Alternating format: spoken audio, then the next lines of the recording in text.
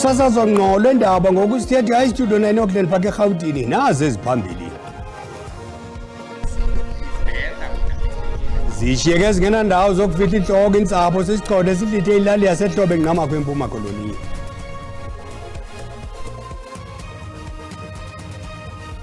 Njengoba kubalwa iyure phambi kokungena konyaka omtsha, abantu bazonwabisa ngendlela ezohlukileyo nabezomthetho abalelanga emqokozweni.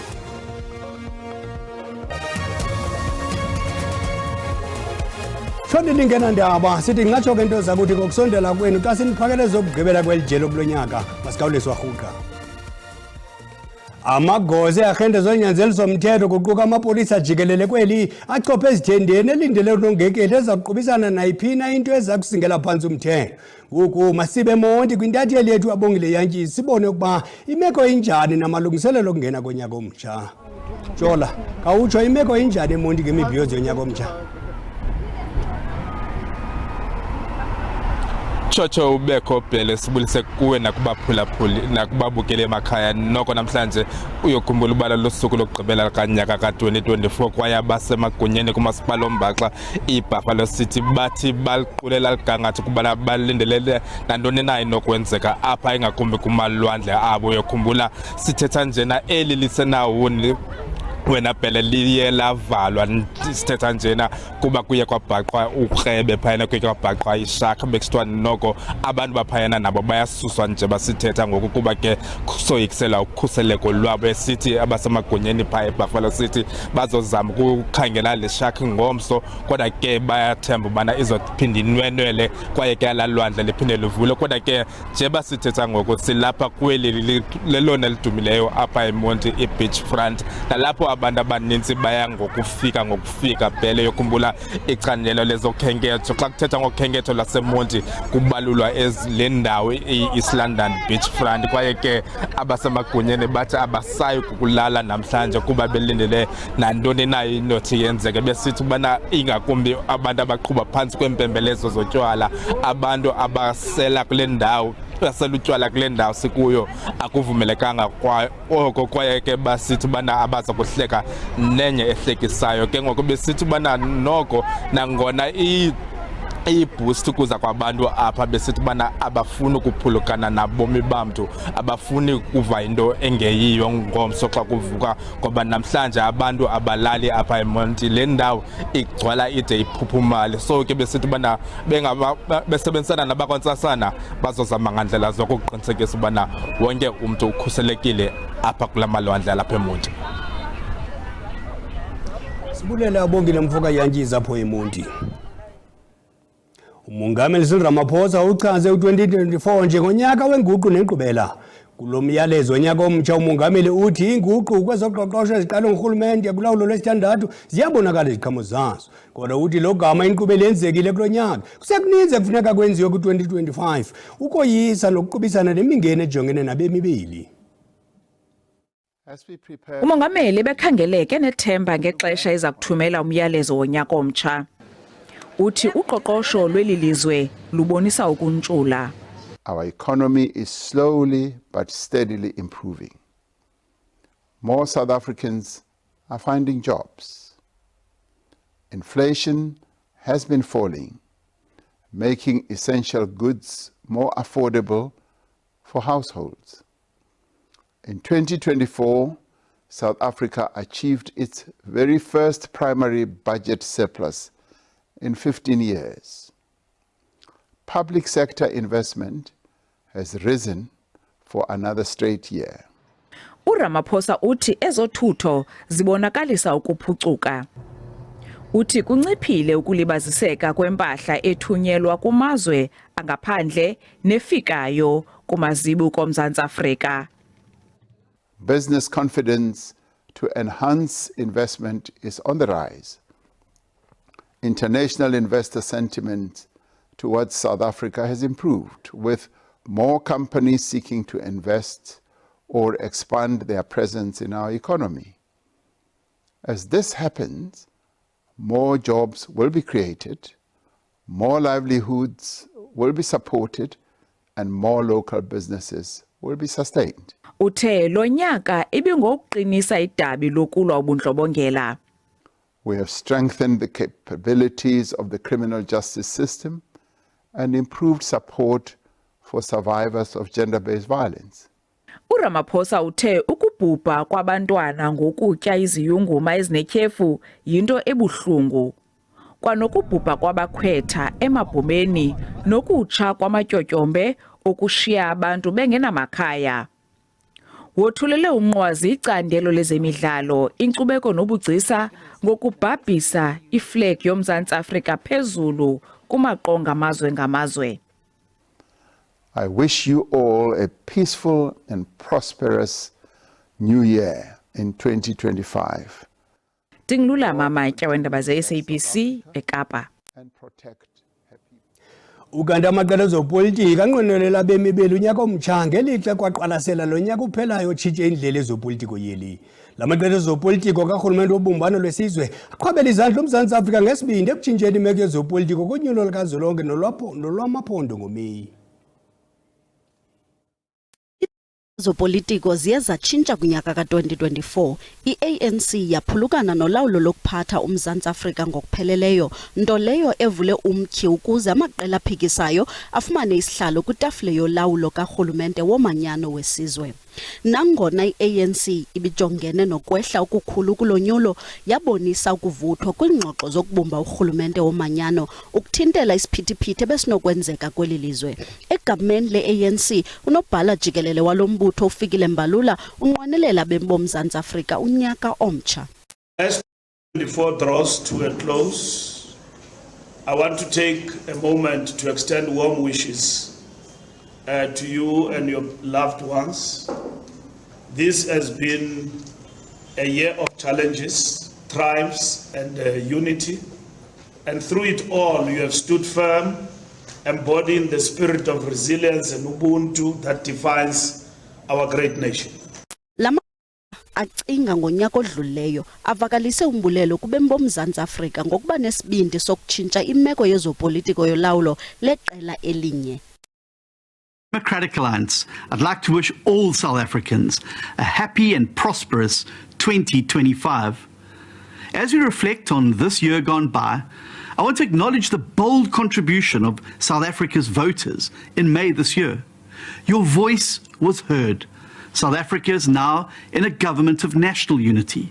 I take this opportunity to wish all the people of South Africa a happy, prosperous, and the year 2025 full of health.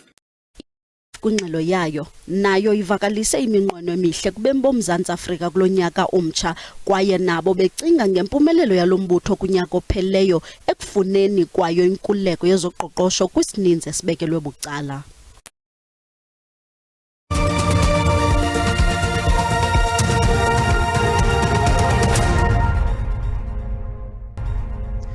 Sinamkela kwakhona kwindaba zelijelo xa sihlabela mgama njengoko besesitshilo ngaphambili amagosa earhente zonyanzeliswa mthetho kuquka namapolisa ajikelele achophe ezithendeni elindele ulongekehli njengoba kujongwe ukwamkelwa konyaka omtsha oku ngakumbi kwisixeko saserhawutini ukuva abanzi ngamalungiselelo abezomthetho erhawutini siqhagamshelana ngqo nentatheli yethu uKelvin Dludla ekweli phulo lonyanzeliswa mthetho. Cebisa masikwamkele ezindabeni khawutsho amenjani amalungiselelo okugcina ucwangco erhawutini. Asibingelele kuwe siyavuya sibingelele nombukeli wendaba ze-SABC esekhaya sila eGoli kweminye ke imigwaqo ephithizelayo la eGoli kanti ke kunesivimba mgwaqo roadblock ekhona la amaphoyisa ke awasini isimahleza siyavuya ke abamba kwasani ke okwenza okuphambene nomthetho siqale ke sawalalela ngesikhathi esabambe ke iparade umkhuzi wawe watshela ke ukuthi ke kumele enze njani la emsebenzini ke ewatshela ukuthi ke asebenze kanjani njengamanje ke roadblock ekhona la amaphoyisa ke ahambisana nophiko loluke lamaphoyisa omgwaqo iJohannesburg Metropolice Department yaziwa ngeJMPD bakhona ke neGauteng Crime Wardens yaziwa ke ngamapanyaza bakhona ke nabeGauteng Traffic Police ke ukuzobheka ke isimo amaphoyisa ke awafuni lutho oluphambene nomthetho uzokhumbula ukuthi ke sekusele nje amahora ambalwa kakhulu mangaphazami amahora angaphansi kwayisithupha ukuze ke kubumbane ihora leshumi nambili abantu ke babhiyozele ke ukungena onyakeni omusha. Amaphoyisa ke abheka izinto ezifana notshwala uphuzo oludakayo. Kukhona nalemshini ebizwa ngokuthi ke ama breathalyzer test la befuthisa khona ke abantu abasolakala ukuthi beqiwe uphuzo oludakayo, laba banamathikiti nalaba banencwadi ke engekho emthethweni. Amaphoyisa ke akhiphe imoto zawo akanise kakhulu njengoba uzwa nje umsindo wawo. Amaphoyisa aphuthuma ke khona kule roadblock esikuye ukuzozama ukuthi ke abambe igilamkhuba. Ayaxwayisa amaphoyisa noma ke akhipha umyalezo oqinile. Siyavuya ukuthi ke abantu ke bayiphathe kahle ngalesi sikhathi njengoba uzokwazi ukuthi ngalesi sikhathi abantu bayehla bayenyuka, abanye bathenga okuphuzwayo, abanye balande abangani babo, abanye bafuna ukunqamula unyaka eindaweni ezehlukene, hayi la behlala khona. Ngalokho ke ngenxa yokuphuthuma nokweqiwa uphuzo oludakayo bagcina ke beyibandakanya ophuzo nelidakayo. Sizuleke ukuthi uzofika nomkhuzo wamaphoyisa la esifundazweni iGauteng uGeneral uThomi Mthombeni ke ozobe naye ingxenye yamaphoyisa ke ala enze ivimba mgwaqo. Njengamanje siyavuya njengoba silana nje sizosuka sibhekise ke amabombo kwezinye indawo ezaziwa ngokuthi ke zinabantu ke abangavamisile ukuyiphatha kahle ngalesi sikhathi samaholide. Leyo ndawo ke iHillbrow sobesikanise khona siyithimba le ndaba ze-SABC sibhekisisa ke isimo. Njengamanje kuneyimoto ke ezihlehlayo ezibuyele emuva, angazi ke noma ibalekela ukuthi ke mhlambe zinezinto engahambisani nomthetho. Iphoyisa ke lomgwaqo la liyathetha lithi ke akasuke endleleni ngoba phela le indlela akakwazi ukuthi ahlehle, mele ke abuyele ahambe aye phezulu. Nangu ke eshintsha umzila ehamba eshintsha eya kwenye indawo.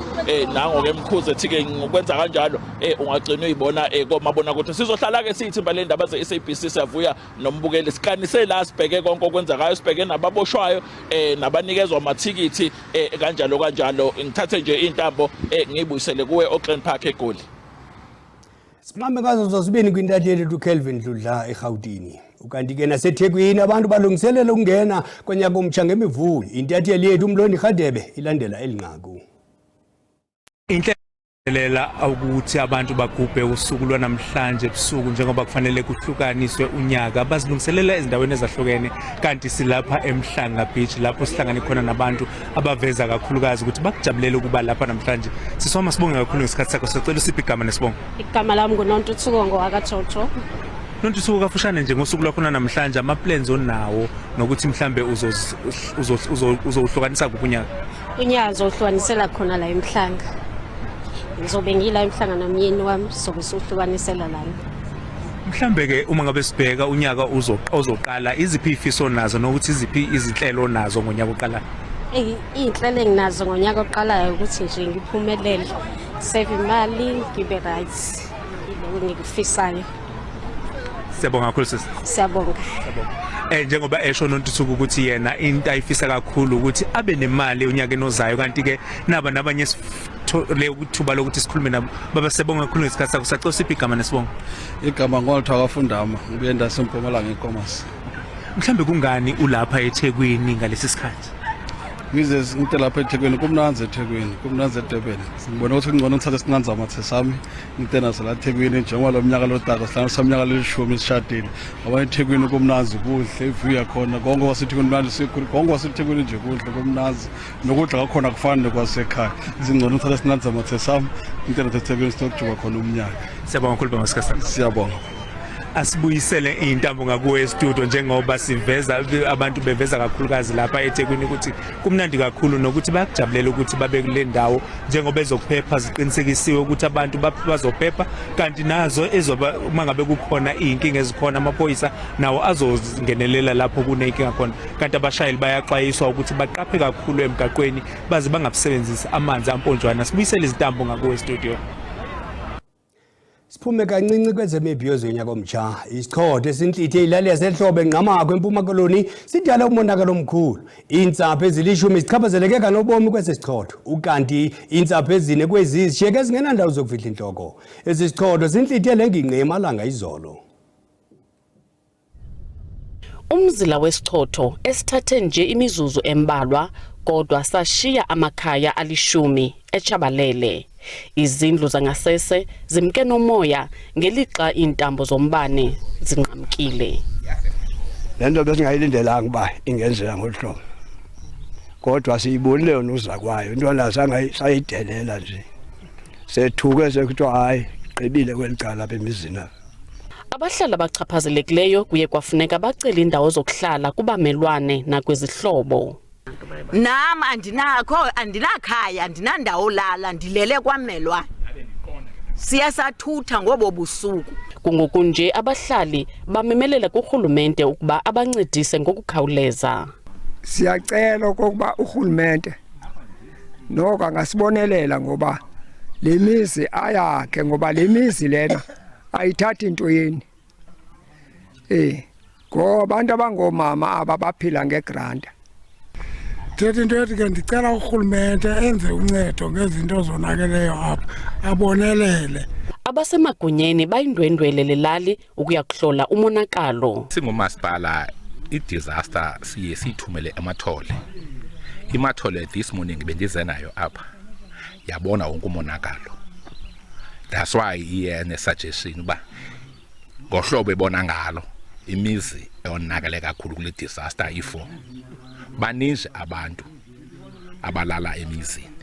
Ngelixa abanye abahlali belungiselela ukungena kunyaka omtsha bechulumancile, iintsapho ezichaphazelekileyo zithi zikhathazekile. Kwiindaba ze-SABC ndingufundiswa Mhlekude eNqamakhwe. Usapho lokwaJalile esajweni seMpuma Koloni lufuna impendulo emva kwesiganeko sokutshona konyana walo ngecawa kulwandle eFirst Beach esajonisi. Olusapho luthi iinkqubo zophando ziyekiwe kungekho mntu oluncedisayo kulomba. Lumemelela kwabasemagunyeni bangenelele ukuze luxole. Kuqenqeleke iveki ezimbini unyana oneminyaka eli-16 umnqweno Jalile etshone kolulwandle. Usapho olunhliziyo zingamahlwili kukuntlitheka lulangazelela abasemagunyeni ukuba belulele isandla ukuba kufunyanwe umzimba wakhe. Drowned on the 15th of December after going to the beach with other children his age. He did not come back home. Authorities only searched for him on the 16th, but they never searched again. Ke olulwandle lwaseFirst Beach sele kuyiminyaka luvaliwe ngenxa yobungozi balo. Zabekwa izilumkiso ukuze abahambi belwandle balulumkele. When the drowning took place and the police were also there. But the more we got closer to him, the stronger the current swept him away. We tried our best. Usapho alwanelisekanga kwaphela indlela abasemagunyeni abawuphethe ngayo lo mcimbi. Themselves said they are not divers and we should search for him ourselves, which is very difficult for us as a family because we might also drown. We did not enjoy this Christmas at all. My heart ached every time I looked at the clothes that I bought for him. Alo esisiganeko sokutshona konyana olusapho sibangele udandatheko nangakumbi kubo nanjengoko ixhoba belisandula ukuphulukana nomama walo. And she passed away in April. I have been trying to pacify him because he was not okay. We had to take him to psychologists in September. He was becoming better now because he used to cry the whole night. Then the drowning took place. Ike umasipala wasesajonisi uyaziphika iziphakamiso zosapho ezithi uphando lwanqanyulwa. Isithethi uSimthandile Ford uthe ithemba elilodwa abanalo lelokuba umzimba utyekezelwe emhlabeni lulwandle. Umbengo mthiya ucima umlilo ibisezokugqibela kulo nyaka indaba kwelijelo. Masikhongozelo zokuqala nqa kunyaka omtsha ngolikamageba ngomso. Sengase yonke iminqweno yenu namaphuphi ngazalisekiswa kulo nyaka mtsha. Kube kuhle, kuthethe ubumnyama kuvele kukhanya kube chusi behele. Kanti ukuqwela ingqokoqo nansi imiyalezo yegqizela abadidiyeli bendaba ngolwimi lwesiXhosa. Kamnandi. Siligqiza lendaba zesiXhosa sibamba ngazibini ngenkxaso yene engagungqiyo enisinika yona minyaka le. IsiXhosa ke sithi intsengwanekazi iyantshontyelwa. Ngalo mazwi sithi mazenethole. Okanye siqongqotha unyaka ka-2024 sivula ingcango zika-2025 lihlaba ikhwelo lokuninqwenelela imithombo equkuqela amathamsanqa kananjalo imitsi yetsitsa intsikelelo ndithi makuhlume emihlabeni yenu ke kambe kube kuhle emihleni yenu yonke yokuphila. Siyabulela kakhulu ngokubana nisiphe ixesha lenu, nisiphe indlebe, nisiphe namehlo enu, nisikhuthaze, nisiseke kwezindaba zesiXhosa. Liqhubekeke ke nenze njalo ngonyaka uzayo, wanga uThixo anganithwala ningenise kakuhle kunyaka ozayo, aniphe amathamsanqa nisikelele. Sithi enkosi ngenkxaso, siswele imilomo ibingayingaliwaka, sinibulele ngenhlokomo, sininqwenelela ixesha elimyoli nelikhuselekileyo ngelithuba leziyunguma yanga singadibana saphelele nakulo unyaka ozayo. Nonke nentsapho zenu nikhuseleke side sibonane kwixesha elizayo kunyaka omtsha. Happy 2025!